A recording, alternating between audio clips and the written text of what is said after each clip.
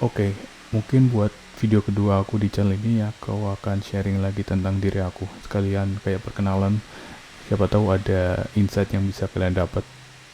Karena jujur aku sendiri bukanlah orang yang punya pengalaman di bidang IT. Lebih tepatnya di pendidikannya. Aku kuliahnya di bidang teknik, teknik pertambangan lebih tepatnya. Jadi nggak ada kaitannya dengan IT. Tapi kenapa aku bisa ngomongin soal IT, bisa yakin dengan pede aku ngomongin akan bahas tentang web development itu karena selama aku hidup ya, mulai dari aku SMP bahkan aku udah udah ngerjain web development. Ya walaupun pas saat itu aku cuman development di WordPress gitu ya, kayak bikin website terus aku ngelola, aku ngajak temen-temen aku. Tapi itu menjadi titik awal aku buat ngerasa kalau aku punya pengalaman punya kesempatan di IT dibandingkan dengan bidang yang lain. Jadi kita mulai dengan web development ya. Aku sendiri bukanlah eh, orang yang punya passion yang menggebu-gebu terkait dengan web development. Lebih tepatnya, lebih tepatnya aku punya waktu yang lama aja, berkecimpung cukup lama aja gitu di sini. Dari sejak SMP ya. Dan itu dari saudara aku yang ngenalin aku soal web website gitu, yang pada saat itu aku masih gak tahu kenapa aku diajak sama dia buat belajar. Dia belajar soal HTML, aku juga belajar soal HTML, dan ternyata aku ikut aja sama dia sampai akhirnya mulai dari belajar belajar gitu ya di website yang semua orang bisa akses, itu W3 School. Semua orang bisa belajar dengan gratis. Aku ikuti semua course-nya, aku belajarin mulai dari gimana apa itu website, gimana cara terbentuknya, terus konsep dasar gitu, mulai dari markupnya di HTML. Aku pelajarin semua sampai selesai. Aku bisa bikin Hello World pertama aku di waktu aku masih SMP, umur berapa ya? 14 kayaknya. Dan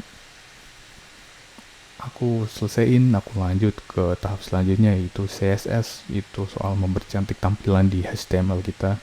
Aku pelajarin mulai dari awal-awal zaman CSS. Waktu itu tuh masih kita belajar bener-bener awal, mulai dari kayak floating semuanya gitu, kayak gimana caranya bikin kotak, terus kotak itu bisa kita tengahin gitu. Itu bisa dibilang agak susah karena pas awal-awal juga kita referensinya nggak selengkap sekarang, gimana CSS juga bisa dikatakan jauh lebih gampang gitu. Kita dipermudah dengan banyaknya kelebihan mulai dari bootstrap, terus tailwind, nggak perlu susah-susah lah intinya.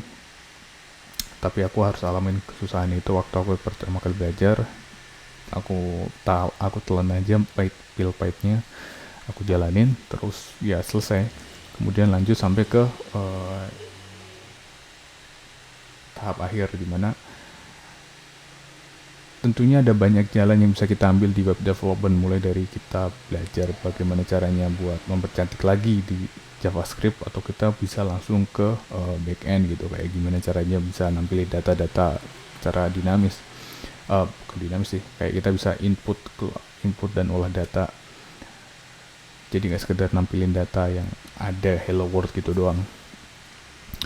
Nah itu aku tentunya dengan arahan dari saudaraku yang udah belajar duluan, aku ngikut sama dia belajar PHP. PHP adalah bahasa pemrograman yang bisa dibilang paling lama aku pelajarin. Paling lama buat proses belajarnya dari titik awal sampai ngerti, dan juga paling lama aku kenalnya. Bisa dibilang PHP mulai dari pertama aku kenal sampai sekarang itu selalu berkembang dan selalu ada hal yang baru, meskipun bisa dibilang nggak progresif JavaScript ya, dimana JavaScript yang dulu aku pelajarin dengan JavaScript yang sekarang, aku ngerasa itu kayak dua hal yang udah berbeda banget gitu. Padahal ya sama-sama JavaScript, cuman karena saking banyaknya perubahan yang terjadi dari tahun ke tahun, itu kayak aku ngerasa ini bukan bahasa pemrograman yang aku kenal. Jadi ya nggak apa-apa. Sedangkan untuk PHP, ya aku awalnya bikin PHP mentahan gitu dari awal, mulai aku bikin sistem buat masukin data, olah terus hapus, itu pakai mentahan PHP, nggak pakai framework apapun. Terus akhirnya aku selesai kenal sama yang namanya framework, CodeIgniter, terus yang lainnya gitu. Aku coba bikin pakai itu, walaupun nggak terlalu sampai detail sih kalau waktu aku pakai CodeIgniter, tapi aku ngerti konsepnya. Ada MVC, model view controller, jadi kita dipermudah gitu, semuanya udah ada, tinggal kita edit dikit, udah jadi sistemnya. Dan setelah itu hilang. Aku sempet vakum programming, sempet vakum dari dunia IT selama kurang lebih bisa dibilang 2 tahun waktu aku kuliah. Aku ngalamin yang namanya banting jurusan, bukan banting jurusan sih, pusing milih jurusan. Itu waktu aku masuk kuliah, aku bingung mau masuk apa, karena bisa dibilang ya mungkin kalau orang awam melihat aku cocoknya di IT, tapi kalau dipikir-pikir lebih dalam lagi, sebenarnya IT bukanlah passion aku yang benar-benar dalam. IT adalah hal yang aku pelajarin, yang aku kenal udah cukup lama. Tapi apakah aku passion? Biasa aja sebenarnya. Nggak suka, nggak benci juga. Sedangkan waktu aku minta referensi saran buat milih jurusan waktu kuliah, itu dimintanya ya cari sesuatu yang sesuai sama passion kamu gitu, yang kamu mau kamu kerjain, mau kamu cari, mau kamu gali terus informasinya. Jadi entah kenapa aku waktu saat itu milih pertambangan dan teknik. Aku gak akan bahas terlalu jauh tentang itu, kenapa ingin itu. Intinya aku selesai di 2 tahun itu aku fokus ke mempelajari hal yang baru itu. Tapi ternyata mau kemanapun aku pergi, IT nggak bisa dipisahin. Apalagi dengan sekarang perkembangannya teknologi ya.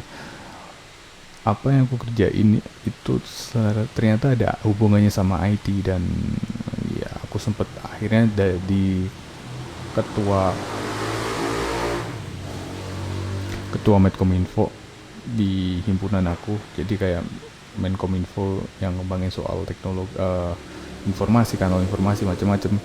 Dan kebetulan pada saat itu udah ada website, jadi balik-balik lagi aku ngurus website. Dan ada pengalaman, jadi aku kembangin website himpunan aku yang awalnya cuma sekedar website statik yang gak ada blog posting, bisa post blognya. Itu sekarang bisa, semuanya ada fiturnya, dan bahkan aku tambahin fiturnya jadi kayak semacam web app. Jadi bisa di-download secara langsung di HP dengan bantuan fitur dari Google Chrome. Ya, dan semenjak saat itu aku kembali lagi di IT, aku pelajarin lagi gitu, terus sampai sekarang. Jadi bisa dibilang pengalaman aku paling banyak di bidang web development, lebih tepatnya di bidang PHP ya, karena itu yang paling banyak aku pelajarin dan paling lama.